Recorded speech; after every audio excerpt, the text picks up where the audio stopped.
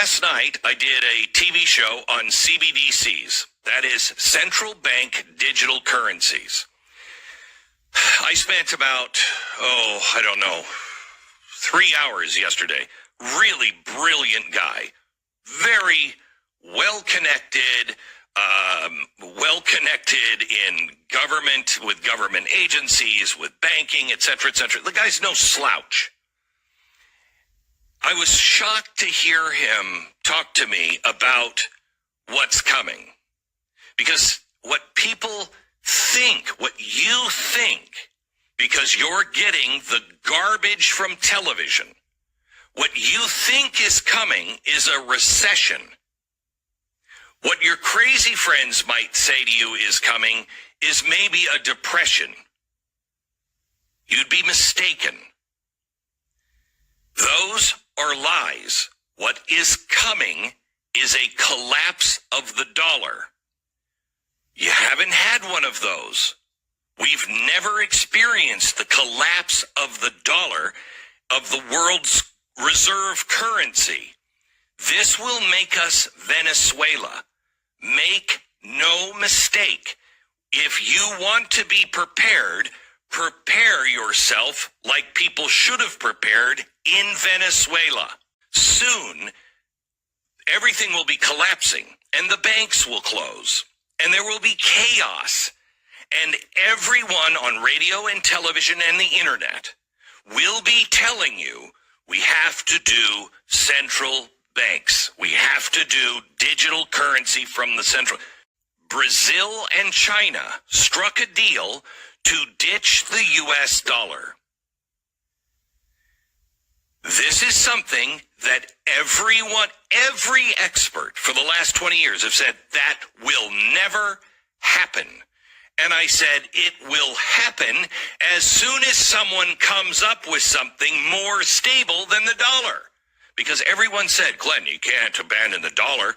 Yeah, I mean, it sucks. It's the worst. Remember I used to say, but it's the floatiest poop in the toilet bowl?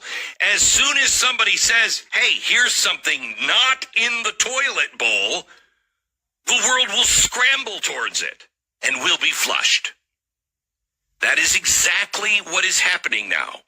China is putting a deal together with the world, with our former partners, the people we have dissed, ignored, the people that we have slighted over the years. And with this administration, all of our former allies are looking at us going, you guys are dying, man. You are not a superpower anymore, and the dollar doesn't have long to live. I'm throwing in with China. Psalms chapter 49 and verse 11. Their inward thought is that their houses shall continue forever, and their dwelling places to all generations. They call their lands after their own names. First and foremost, I want to give all praise, our honor, and our glory unto Yahweh, Bahashem, Yahweh Shai, Bahashem, Rakak Wadash, and next double honors to the head apostles / elder bishops of the great millstone who teach and who rule will. Peace, blessings, and safety. To all you sincere Akim, keep pushing, keep believing, and keep the faith, regardless of whether they will hear or whether they forbear. All right, I started off with this verse because, you know, the guy in the video that we just watched, he was saying that most people, they think that it's going to be a recession or maybe another depression. All right, but no, okay, we are coming into the end of America, Babylon the Great, as we know it. Okay, you know, the America that we grew up in, you know, the place that was stable, never been touched. When I say never been touched, I mean never seen foreign invasion. All right, never seen enemy troops, you know, on the ground. All right, you know, that America, that Babylon the Great is coming to an end. Okay, and this is just one of the omens, one of the telltale signs that this place is coming to an end. As the guy said in the video, he said America, Babylon the Great is no longer a world power. All right, it is, but you know, that time is coming to an end, and the whole world sees it. That's the reason why the nations are now bold enough to rise up against America. All right, and they're coming in many different ways. Okay, the financial collapse All right, taking the American dollar no longer being, the world reserve currency. All right, this is just one of the ways that the Eastern nations are rising up against Babylon the Great, and we all know who's in control. All right, it's Yahweh, Bahashem, Yahweh Shai. All right, but most Americans are completely oblivious. Okay, especially Edomite Americans. They're praying that it gets better. They're praying that America's healed. Okay, when the scriptures say, she will not be healed. All right, if she was healed, I would have healed her. Take balm for her. Okay, being a healing agent. That's I think Jeremiah the 51st chapter. So Babylon the Great is not going to be healed. Okay, Babylon the Great is about to be wounded by all the nations that it was confederate with. Okay, let's get this again. Psalm chapter 49 and verse 11. Their inward thought, and then there is speaking of Esau, Edom, all right, and those that are joined unto him in the beast system. Their inward thought is that their houses shall continue forever. All right, they're gonna be, passing down generational wealth, for another 100 years, another 500 years. Okay, and their dwelling places to all generations. They call their lands after their own names, and this is a prophecy of the wicked. Okay, wherever they conquer, wherever they take over, they call the lands by their own names. America is named after Amerigo Vespucci, which you go into the Latin word amargo, it means bitter. Okay, so this place is bitter. Okay, and it's going to be bittersweet when Babylon the Great goes down. Okay, it's going to be very bitter to the vast majority of Americans. All right, but for the hopeful elect, this place going down is going to be extremely sweet. There's nothing sweeter, as it says in Sirach the 25th chapter, around about verse 9. Okay, nothing better than the man that lives to see the downfall of his enemies. Okay, but this is a prophecy. They call their lands after their own names. America, Amerigo Vespucci. Africa, all right, Leo Scipio Africanus. Okay, Europe, I believe it was like Queen Europa. Okay, all these different lands that are conquered, they name after themselves, and they think that their name is going to dwell on the earth forever. Okay, but the Lord has a different plan. Let's get the next verse. Isaiah chapter 47. Isaiah 47, and I'm going to go down to verse 8. It says, therefore hear now this, thou that art given to pleasures. Okay, Esau is given to pleasures. It tells you that, he has everything the heart could desire. That dwellest carelessly, that sayest in thine heart, I am, and none else beside me. As Esau, he's at the top, and especially America, Babylon the Great. The pride, okay?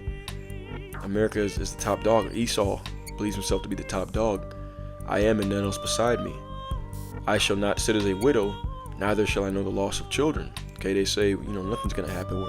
We're not going to have mass death, mass chaos. We see it happening worldwide. We see it happen in Yemen, to the Palestinians, Nigeria, okay, Democratic Republic of Congo, Venezuela, Somalia. All these different lands have had civil war, mass death, Afghanistan, Iraq. Okay, nations getting hit by bombs, getting missiles sent over left and right, IEDs. Okay, they say no, this is not going to happen here, no way. All right, I shall not sit as a widow, neither shall I know the loss of children. But these two things shall come to thee in a moment, in one day, the loss of children and widowhood. They shall come upon thee in their perfection, for the multitude of thy sorceries, and for the great abundance of thine enchantments. Okay, this place is known as the daughter of Babylon, the land of the Chaldeans. The Chaldeans were high-level witches, and that's what Esau has done to the people. He has made them drunk with the wine of his fornication. Okay, with his influence. You go into that word wine, it goes into influence. Okay, he's made the people drunk en masse with idol worship. Okay, having the world calling on God and Jesus, taking away the name of the Heavenly Father, His only begotten Son, changing the names, changing the images, changing what they stand for. All right, blaspheming the Heavenly Father. Okay, those that sit in heaven, the temple of the Lord, which is the Israelites. All right, this is all witchcraft, enchantment, social programming. Okay, order ab chaos. All right, all these different things that Esau has done. Okay, that's why this destruction is coming, and the multitude of their sorceries. Okay, these plagues are going to come in their perfection. All right, for the great abundance of thine enchantments. Isaiah 47:10. For thou hast trusted in thy wickedness. Thou hast said, none seeth me. That's the mindset of the wicked. The Most High is not going to require it. Thy wisdom and thy knowledge hath perverted thee, and thou hast said in thine heart, I am, and none else beside me. Verse 11. Therefore shall evil come upon thee, thou shalt not know from whence it riseth, and mischief shall come upon thee, thou shalt not be able to put it off, and desolation shall come upon thee suddenly. All right, that's what we're getting ready to see, man.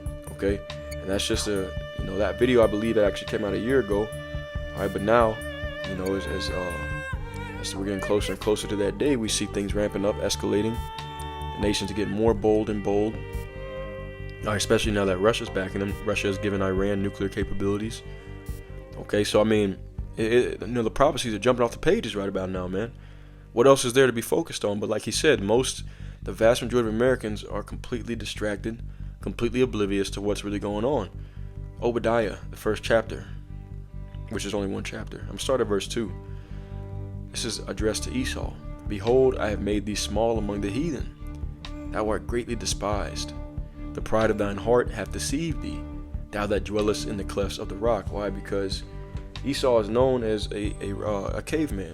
Okay, that was their original habitation in Mount Seir, whose habitation is high, meaning right now he's in a high estate, that saith in his heart, who shall bring me down to the ground? See, that's that pride. Okay, they don't think they can ever be taken down. Verse 4. Though thou exalt thyself as the eagle. Okay, what's the national bird of America? Okay, the bald eagle. And many other Edomite strongholds as well. They use that as their symbol. And though thou set thy nest among the stars, thence will I bring thee down, saith the Lord. Alright, and I'm going to skip down to verse 6. How are the things of Esau searched out? How are his hidden things sought up? Alright, we know the answer to that question. It's rhetorical, by the Spirit of the Lord's mouth. It says, all the men of thy confederacy, alright, have brought thee even to the border. The men that were at peace with thee have deceived thee and prevailed against thee. They that eat thy bread have laid a wound under thee, and there is none understanding in him. Did we not hear the man say that all the nations that we were once allies with are now, they're saying, we went out. Hey, America's collapsing. We're going to join up with China. All right. This is all fulfilling prophecy, man. All the men of thy, let's read that again. Obadiah 1:7. All the men of thy confederacy have brought thee even to the border. The men that were at peace with thee have deceived thee and prevailed against thee. They that eat thy bread have laid a wound under thee. There is none understanding in him. Shall I not in that day, saith the Lord, even destroy the wise men out of Edom, and understanding out of the mount of Esau? And thy mighty men, O Teman, the mighty men of Teman shall be dismayed, to the end that every one of the mount of Esau may be cut off by slaughter. Okay, that's the reason why. If you want to, that's the reason what's going to happen. That's what's going to happen, Salaki. Okay, that's what this is. That's the end result of this. Okay, is that Esau, every one of the mount of Esau, may be cut off by slaughter, by the sword. And you read, you keep reading. It's going to tell you the reason why. Okay, you can't think that you can't possibly think that you're going to do all these things and that you're going to get away with it. As a matter of fact, I believe it was Thomas Jefferson or one of those guys. Let me see. Let's see if I can find the quote.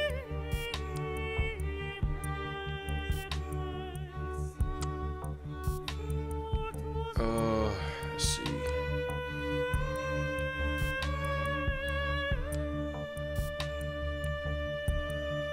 This is definitely, I'm way off. I gotta find the quote, but I am way. I know I'm off on the quote. Nah. I remember it from a long time ago, but it'll come back to me another time. Maybe I'll post it in the comments.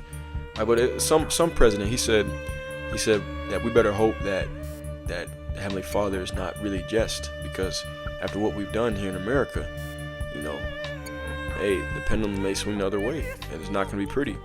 It was some president said that back in the 60s, 70s, one of those. Okay, I can't remember what it was. I'm occupied in prophecy. Let's get one more. Ezekiel chapter 7. And this was really applying to the Israelites, but this is going to happen, all right, in today's time. Ezekiel 7:17, all hands shall be feeble, and all knees shall be weak as water. They shall also gird themselves with sackcloth, and horror shall cover them. And shame shall be upon all faces, and baldness upon all their heads. They shall cast their silver in the streets, and their gold shall be removed. Their silver and their gold shall not be able to deliver them in the day of the wrath of the Lord. And they shall not satisfy their souls, neither fill their bowels, because it is the stumbling block of their iniquity.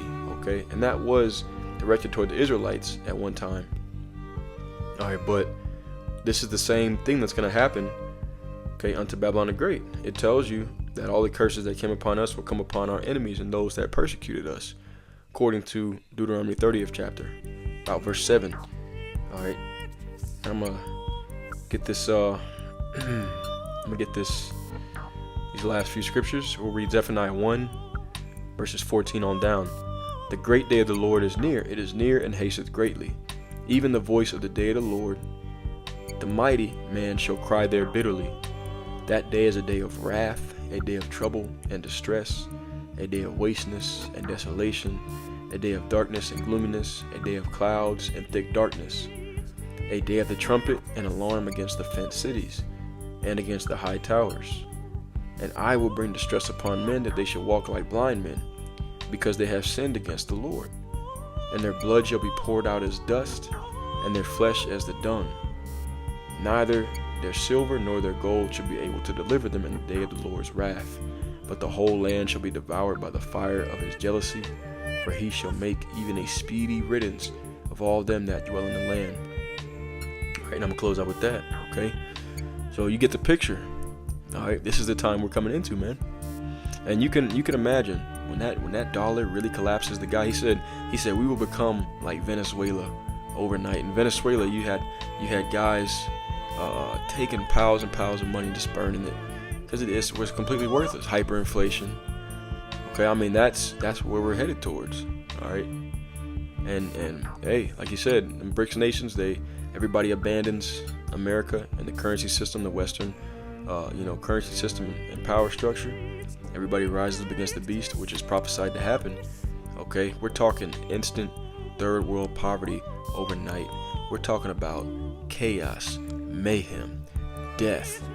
All right, people are gonna lose it. They're gonna lose their freaking minds, man, because they don't have this knowledge, they don't have this wisdom, they don't have this understanding. They ain't been preparing themselves for the day of the Lord, but we have. All right. So, with that being said, I'm gonna close out. Okay, stay ready so you ain't got to get ready. Get right with Yahweh Bashim Shai. Don't wait. Time is running short.